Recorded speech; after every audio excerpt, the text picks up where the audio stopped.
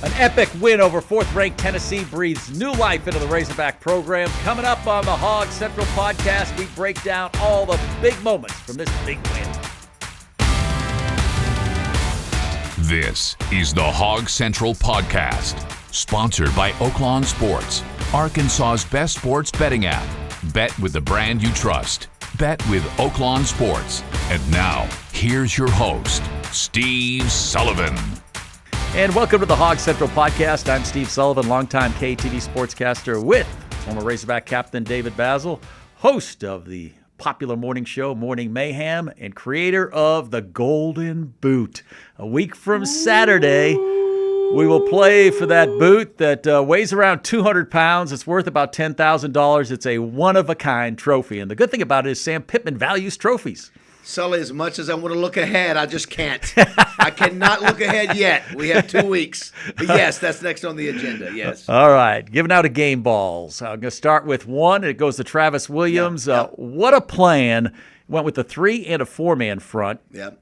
Tennessee's, actually, their pace of play never affected Arkansas. I didn't see any open receivers, and they actually put pressure on the quarterback. 20 pressures on that redshirt freshman quarterback. Haven't seen that yet. I mean, Yes. that was new, and so some of it was just from the defensive line. Some of it was bringing an extra body, and then you're crowding, you're populating the secondary with an extra body or two. Yards after catch, you like to look at yards after catch. Yeah. Had hardly any. Yeah. Had one big play, that play in the last drive. That was it. One big play last week. This guy's done it 3 straight weeks. Yeah. So, there's no question he gets the game ball, Travis Williams does. And again, the other thing, Sully, we talked about last week, the first team was on the last drive. They were tired. I watched them. They were tired, but they kept – listen, the play of the game was Gregory chasing down Nico. We lost contain, so if he'd had another few seconds, he might have found somebody. But Gregory comes over there, knocks him out of bounds, and 320 pounds. He was moving. Really impressed with this hustle. Bruce James liked this stat. Landon Jackson played 58 snaps out of 68. Like that. That's the way it should be. And had a good game. Another game ball goes to Talon Green. I think their strategy was to keep him in the pocket, from a clean pocket. And props to the offensive line. Yeah. He was 13 of 15 on Saturday, and under pressure, he was 6 of 12. He was good. And Sully, there'd been some criticisms of his accuracy, and I'm telling you, there were 3 or 4 balls it had to be perfect. I think Herb Street made reference. That's great coverage. He just threw it in the perfect place. 3 or 4 times, and then that's about self. And then you have Armstrong. Yeah, who crazy. Continues 9 catches, 130 plus, and doesn't drop any balls. Love the way they use Satania. Like Joe Adams. They had one early in the game where he came from wide receiver in motion. They hit him in motion. And then on that winning drive, the inside screen to Satania, and he is electric when he gets the ball. Yeah, more. He needs to touch it more. Again, that's what you had your backup quarterback making that throw. Had 4 plays over 10 yards in that last drive, including that one. Talon Green, too, on third downs. I've never felt like this with a quarterback, but we aren't very good on first and second down. So a lot of times it's 3rd and 12, 3rd and 10. And how many times did he just frustrate that Tennessee defense by making plays? And you have to give some credit to OBP on that one, because you have to draw up plays and schemes that give Talon the best opportunity to find open receivers. And then he has to hit them, of course. And I props to Malachi Singleton to function in the offense, but it looked like a different offense when you don't have Talon Green in there. It does, but I will say this. Listen, the game was on the line, Sully. Yeah. They had to go, 70 yards or whatever?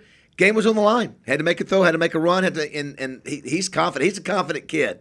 Well, one thing I noticed during the game, during timeouts, Bobby Petrino had all the quarterbacks throwing. KJ Jackson, Malachi Singleton, even Talon during those 3.5-minute timeouts. And I didn't think about it till after the game when Singleton got in late, and I thought he'd been throwing all game. Yeah, I did not. I was not aware of that, Steve. That's a great concept. I like it. I'm not a quarterback, but Bobby Petrino knows. And listen, hopefully, it certainly like all the quarterbacks were throwing it well Saturday night. And you look for kind of the juice in the game, and I know it's a little chirping before the game. Yeah, Sully, I just sort of felt that they came out. Normally, we come out flat. Yeah. We came out fighting early, and then we got behind, got punched in the face. Those first 2 drives, it was 14-3, and you felt slipping away. And then they came back, got a break on the roughing the punter call, but they fought back. Home field advantage, home crowd help, but That's what I was proud of. They fought back. They didn't give up. And got back in the game, and then listen. When the back's against the wall, they go 70 yards, and so that's what the narrative has been. Sam Pittman can't win close games. Yeah, I'll be going back to Florida. Yeah, and you can't play well at Fayetteville. Can't play well at Fayetteville. So both those things were erased, and the only way you erase them is to do it, and they did. Hey, think about this: how many opportunities do you get? You get a 4th-ranked Tennessee, prime time, ABC. And you got to deliver. Well, and Sully, if you remember last week on the podcast, I felt that we were the best team that they had played. Thought we were better than Oklahoma. You can compare the Auburn-Oklahoma game. And here, you know what? Do you remember what I tweeted the first 2 plays? You remember what I tweeted? They didn't look like A&M. I said this team is not more physical than A&M. We can play with these guys. You can see. So I think the best team, obviously, we played is A&M, the best defenses. So I knew, even though they were ranked number 1 here and there, we could play with them. Yeah. You know what excites me? What? Is the way Arkansas, they didn't finish drives, the way they moved the ball all game, 430 yards. all game against that Tennessee defense. And on the flip side, you can remember that one play and then the pass late in the game into double coverage, but I don't remember Tennessee ever having any kind of consistent momentum offensively. No, they did not. Again, this was a team that averaged 560 yards in total offense. Here's the key. 290 yards rushing. You shut down the run, Sully, that gives you a chance for everything else. And we have done that now in almost every game. Yeah. So, I think, what did they have? 76 total yards in the first half. Yeah. First time they haven't scored in the first half in 5 years. So, we immediately went out and set the tempo. If you can stop the run, Sully, you've got a chance to win the game. I'm not going to say you will win, but our team is good against the run. I think we're ranked 25th and 30th in the run. Especially in a freshman quarterback who hasn't been under those circumstances. He had never trailed. And at the end of the game, a veteran might have or should have the awareness to at least throw the ball in the end zone, but that kid had never been in that kind of situation. That's right. And he ran out of bounds with the football. Again, toughest team he'd played, right? Oklahoma. We were. Oh, without a doubt. Yeah, and so, and again, listen, he's still, they still have a chance to win. I was thinking, oh, no, if they come back, they let us score there in that last play a little bit. And I was thinking they complete that 50-yard. I thought, no, we cannot lose this game with 10 seconds to go. And we found a way to make the win. Again, Gregory pressures him out of bounds. And he's got to throw the ball. He's got to throw the ball. He doesn't throw it. He'd never been there. He'd never been in that kind of situation. And talk about that atmosphere. I was thinking, looking down at him, a redshirt freshman, when you get 3rd down and 8, and you got that train whistle, and they seemed like they pumped up the noise, and the crowd was consistent for 4 quarters. Yeah, he'd been in a hostile environment at Oklahoma, but they had not been behind. Yeah. They had not had a game where the game wasn't on the line. So that was the first pressure situation. And again, as good as Oklahoma is defensively, we dialed up the right defenses. And again, as Sam Pittman says, Sully, this team is good enough. It shoulda, beat Oklahoma State, coulda, shoulda, leading A&M in the 4th quarter. Yeah. So there's not anybody on the schedule you look at and go, we can't play with them. LSU, we can play with them. Will we win? Don't know. We can play with those guys. Ole Miss probably can play with those guys. Yeah. Texas, they may be better. We'll see. You don't know. We don't know yet. But I think right now, if you don't have turnovers, Sully, 0 turnovers, 0. Well, something Sam Pittman mentioned on the coaches show. He said, I feel good if we have, even in the turnover department. Yeah. I feel like we're going to win the game. Yeah. Well, here's the only thing. Here's the only takeaway that drives me crazy is the continued the penalties. Penalties. It's just like, oh my on the gosh. 1 yard line. Oh my gosh! You're forced to kick a field goal. How in the world? It's the same thing. I think it's like 9 illegal motion penalties on offense. I don't get it. But anyway, that's about the only complaint about the game. One thing I've liked seeing is players who get the opportunity take it and run with it. Metcalf in the secondary. Yeah. Braylon Russell. Oh, he wow. looked like a freight train. Like Earl Campbell. I was like, is that Earl Campbell out there? Like, wow. And he's big, strong, fast, good blocking by the offensive line. But one move he made on one of those big runs at the end. Yeah. And he may be learning from Jaquindon Jackson. Yeah. But he hesitated, moved to his right, and then bolted. Sully, I think we're seeing, reminds me of Matt Jones. Remember we saw Matt Jones for the first time? Like, wait a minute. Yeah. He should be playing more.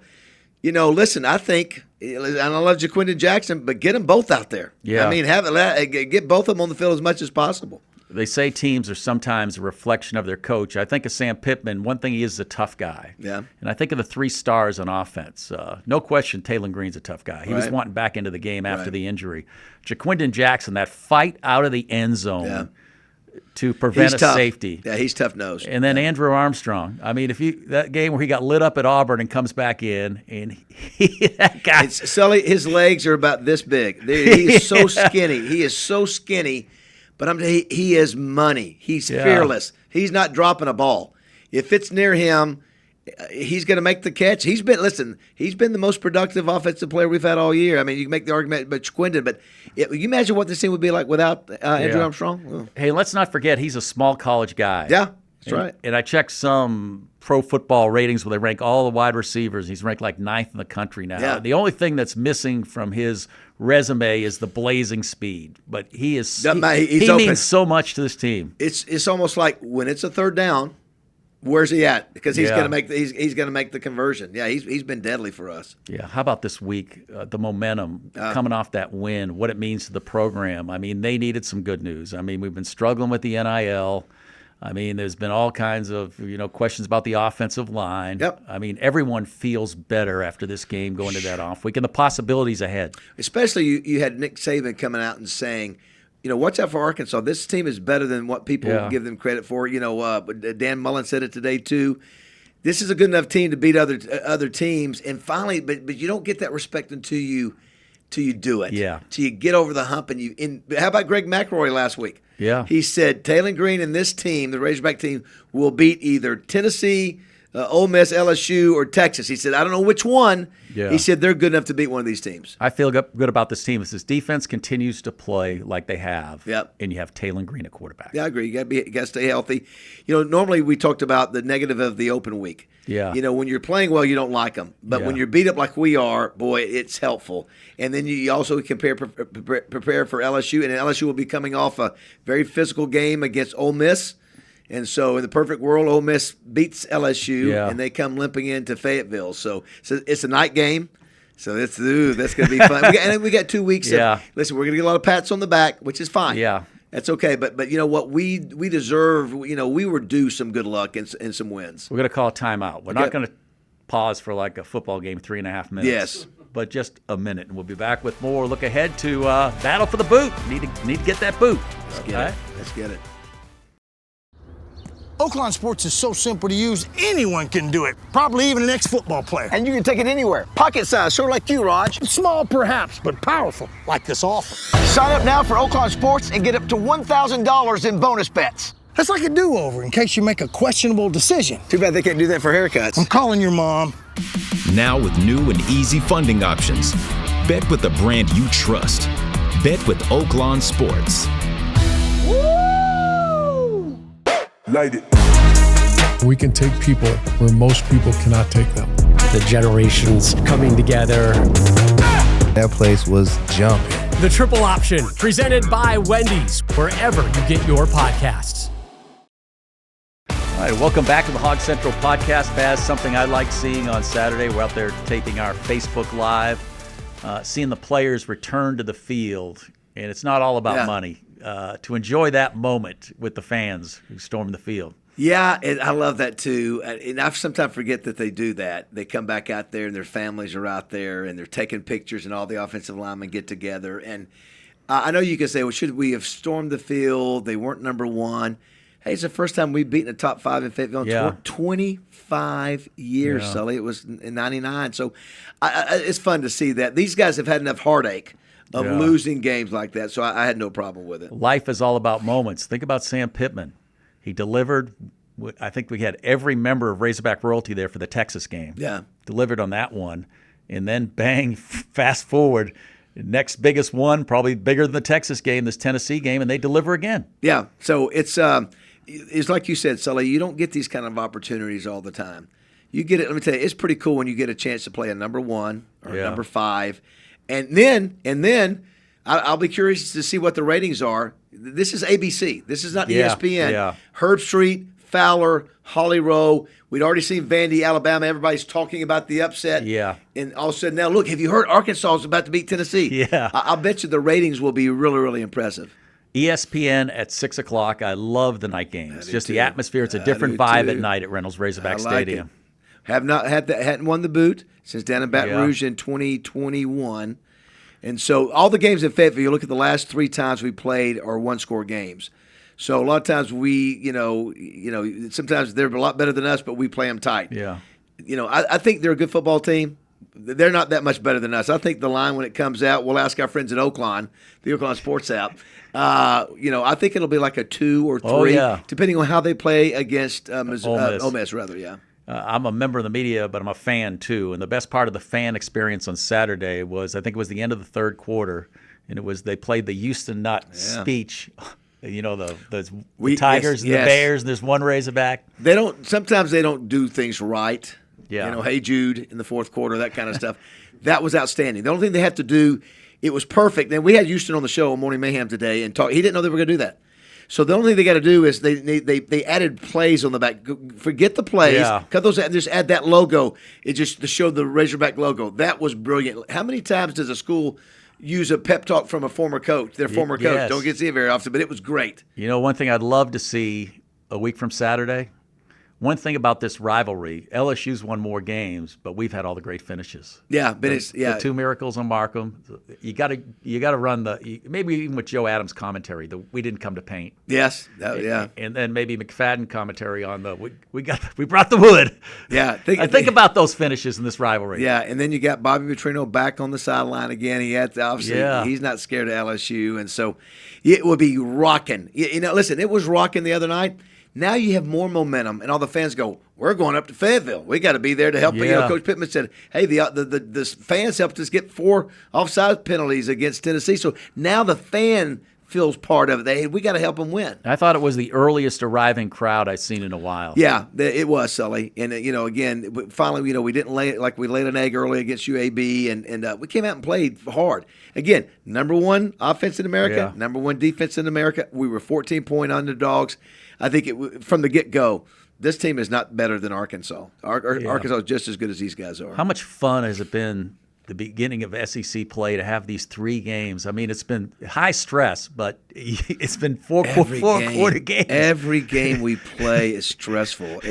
But I think you're right, Sully. We are battle-tested. Yeah. And on the road at Oklahoma State. Yeah. At the time, it was obviously that's right. Yeah, so you've got a lot of good experience in different situations to try to work through. All those games have been close and could have won some of the ones we lost. And this is the year, you've got to be good at home. And Tennessee is a great start because you play Ole Miss, you play LSU, and you play Texas. I mean, what great opportunities. Yeah, this is why. As a fan, it doesn't get any better than this. No, and then all day tailgating, even though it was a little warm, by the time 2 weeks from now, it'll be perfect up there. But listen, ESPN, 6 o'clock, ABC, 6:30. Yeah.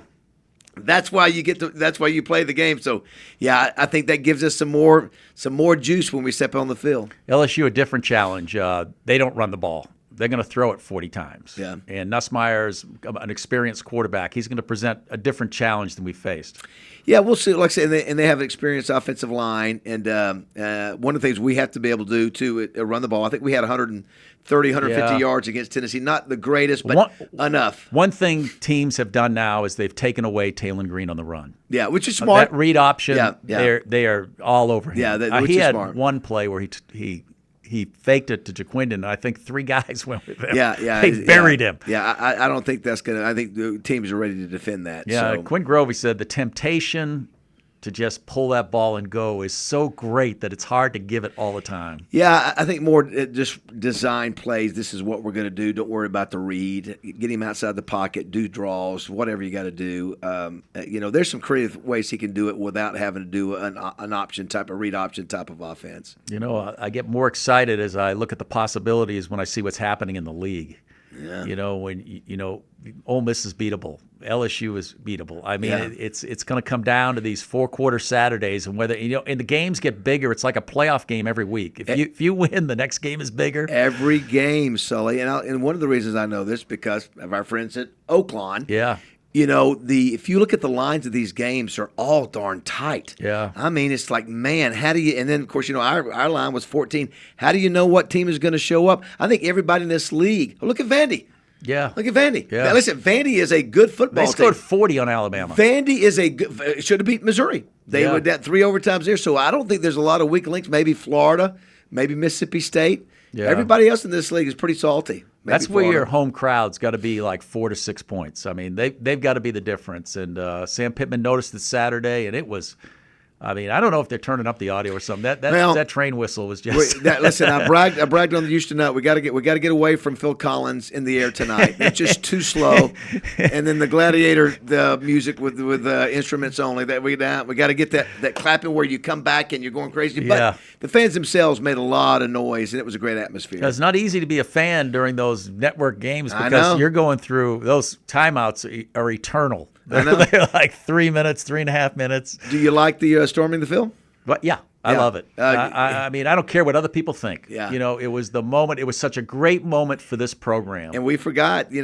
Some people have forgot. We talked to Hunter Yurchek after the game on the field. Yeah. Check goes to Tennessee. Doesn't go to the league office anymore. I wish it went to charity. You have so much going on around the country that I can promise you, it's not going to charity if it's going to Tennessee. The question is, can that money be applied to NIL? That's what I'd be curious to see. I think anything goes to NIL now. I know. That's what I would think. Dan Mullen today. Yeah, he's really good. I thought he had some great takes on Arkansas, and he's a Taylon Green fan. He is. And listen, when you have a quarterback guru like him that's coached Alex Smith and Tim Tebow and Dak Prescott, he was very complimentary. He was complimentary of this team.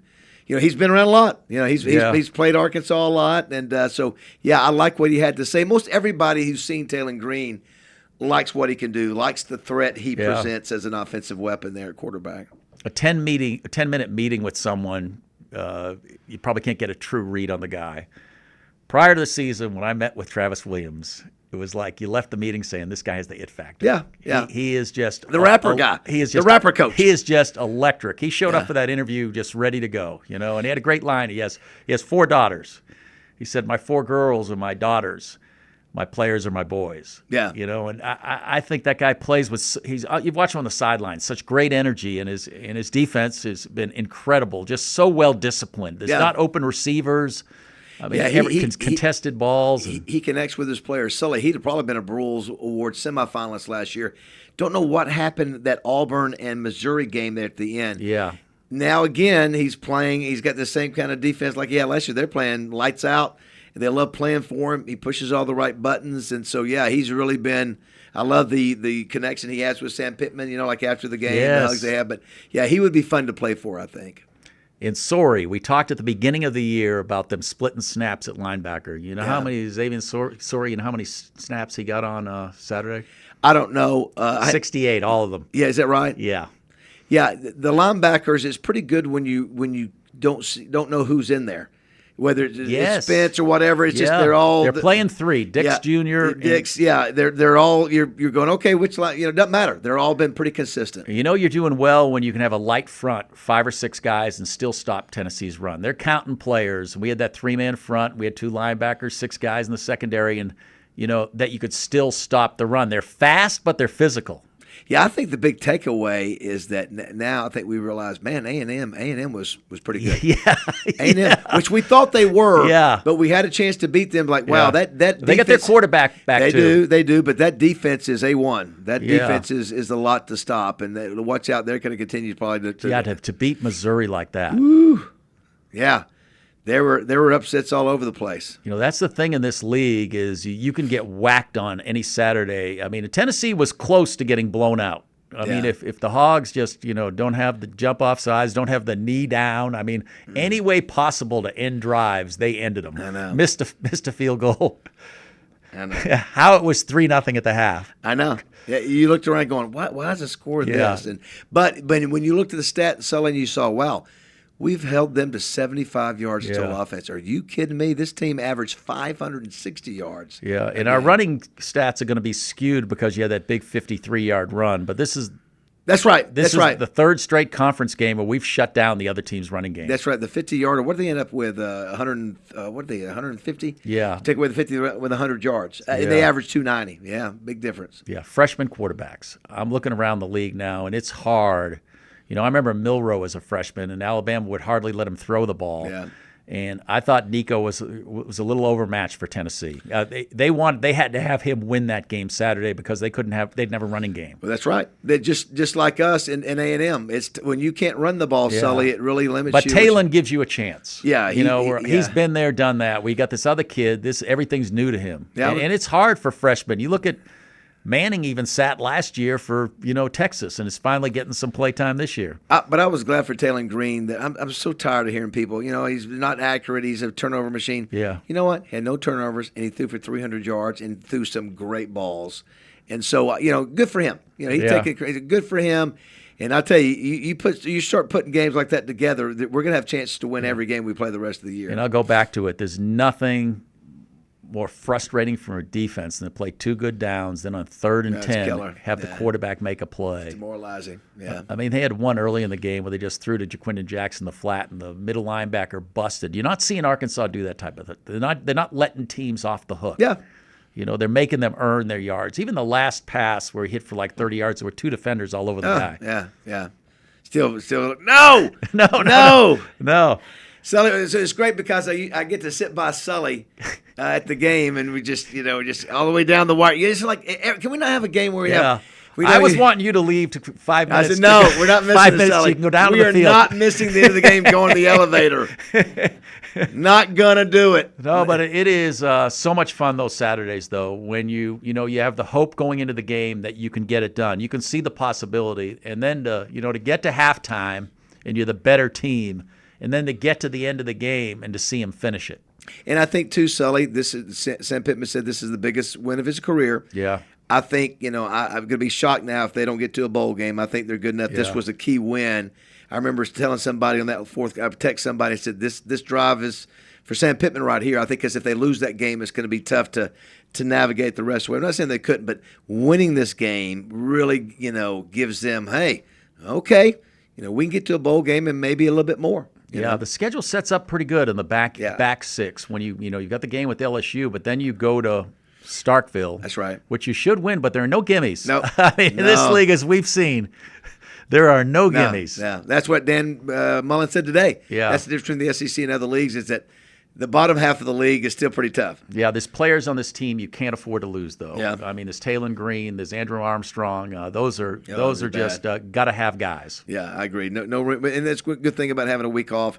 Everybody could get the tight ends maybe. Yeah, Luke Haas can do a back massage or something and get him well. He's a warrior. He was out there on Saturday. Made a big catch. Yeah, he did. And the offensive line, a much maligned offensive line, they protected Talon Green, and that was the big question. Would he stay in the pocket and deliver a ball? And that number there, 13 of 15 in a clean pocket. Yeah. And it's different when you throw to the sidelines. Those low risk throws. One of his first throws was over the middle, over linebackers, which you talk to a lot of coordinators. They don't trust their quarterback to throw over the middle like that. Yeah. And he feathered it in there. Yeah, obviously it was his best game throwing the ball outside of UAPB. But listen, it was good to see, good for him. I saw Quincy Rhodes Jr. Yes. So after the game, and he was excited, been getting playing time. And so when you win, Sully, as you and I've talked about all the time, man, when you win, everything's better. It just – and we've had our fair share of losing, so it sure is nice to have a big win. And you're like happy that. for guys. You mentioned him, Gregory. He could have transferred. He's been there 5 years. A Razorback. He's been through the miserable times. Yeah, I'm going to tweet that out today. That to me was a difference in the end of the game. You give Nico another second. And he's tired. Yeah, oh yeah. But I'm telling you, watch him. He realizes we've lost contain. He's the only guy that can get to him. Yeah. If not, he just stands over. Nico just stands over and looks around for another second or two. Those are those winning plays. Yeah, it is a winning play. That's right. All right, the boot. I mean, this is coming down. We're not going to play LSU every year. Yeah. Yeah. So this is you want to win these last couple of games. We don't know what the next cycle goes. We're due. What is the score now between Arkansas and LSU? I think they have it by 10 or 15 games. 15 games, something like that. Isn't it wild that the memorable finishes are all on Arkansas side? They are. It is crazy. Yeah, LSU fans, listen, those were the good old days. LSU fans still miss the old Little Rock LSU games. And you bring all these ex-LSU coaches to the touchdown club, they only remember the losses. That's right. That's right. Yeah, it's going to be, listen, we love to hate LSU, but we also love they're passionate fans or one thing that makes them special, and they're a good football team. Hey, we saw last Saturday, I don't know if you could see it on TV, but how well a big-time SEC program travels like Tennessee. They ruined Orange ruined the stripe out. Yeah, they were impressive. Well, you talk about, Sully, they have 100,000+ in their stadium, and so. Yeah. But let me tell you what, there was a lot of unhappy Orange driving back to Knoxville. A lot of unhappy Orange. You know what? And I'm fine with it. Hey, 4 times in a row. The last 4 times Tennessee has made the trip to Fayetteville, they go home losers. Isn't it wild we have such a great history with a good program like that, and a lousy one with someone like Missouri? I know. And again, we've beaten them now, what 4 years in a row, in 4 years in Fayetteville too. Yeah. Yeah, crazy. The Baz meter, you were pumped after like week 2. I'm back up. Bye, Hogs. I'm back up. It's hard to believe we're at the halfway point now. Yeah, crazy. I don't mind having a Saturday off. I'm like, it's going to be nice. And so, but then again, this has been to me the toughest part to go. Yeah, this was the gauntlet right here. Oklahoma State, Auburn, going to Dallas, and then back. Yeah, so it's been a pretty tough road against 4 quality opponents now. Yeah. Anything shock you outside of the league, outside of the 3 big upsets? No, I think it's going to be interesting in the playoff this year, Sully. There's a lot of teams that are pretty good. Yeah, it's going to be a really interesting challenge to get it down to 12. Yeah, dreaming on the Arkansas side for the playoff. Every week is a playoff game. Sure. I mean, it gets bigger. I mean, but you with his life, there's hope. I'm telling you, Sully. Look, this weekend you had 4 unranked teams that beat teams in the top 11. Yeah. USC gets beat by Minnesota. Washington beats Michigan. I love it. How about that deal, though? It's those teams making those long trips. When you travel from the coast, USC goes to Minnesota and fades in the fourth quarter. It's silly. Miami plays a game. It finished at 1 o'clock in the morning Miami time. Yeah, they played at Cal. They were beat. They were beat. Yeah. By the way, Sully, I do have to say, because our fine friends at Oakland Sports, Sully, 5-1 this past weekend in the college level. 3-0 NFL. Thank you very much. Hey, I made one bet on the football season that the Hogs would win more than 4.5 games. And you're looking good. It's a lock. I'd like to up it right now. Well, I'd like to renegotiate with Oakland. Everybody talked about that at the beginning of the year. We felt like 4.5 was low. Yeah. And smart move. Yeah, I mentioned that to Sam Pittman when our preseason discussion. He just laughed at me. 4.5. But Sully, I will say this. Remember, we were talking last week. I said it, and I said it in the radio show. I felt good about our chances. I didn't say we were going to win, but I think we're. And I feel the same way about LSU, Sully. I think we got a chance.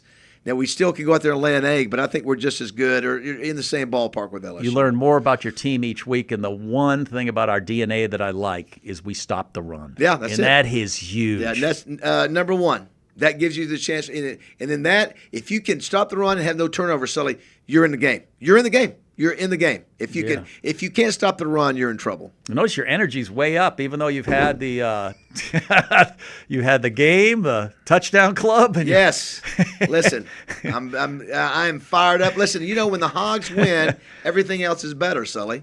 Everything else is better. Touchdown club, the podcast here. Yes. Yeah. And don't forget to like and subscribe to the Hog Central Podcast. New episodes drop Tuesday on YouTube or listen on the go. Find us on Apple Podcasts, Spotify, and every major podcast platform.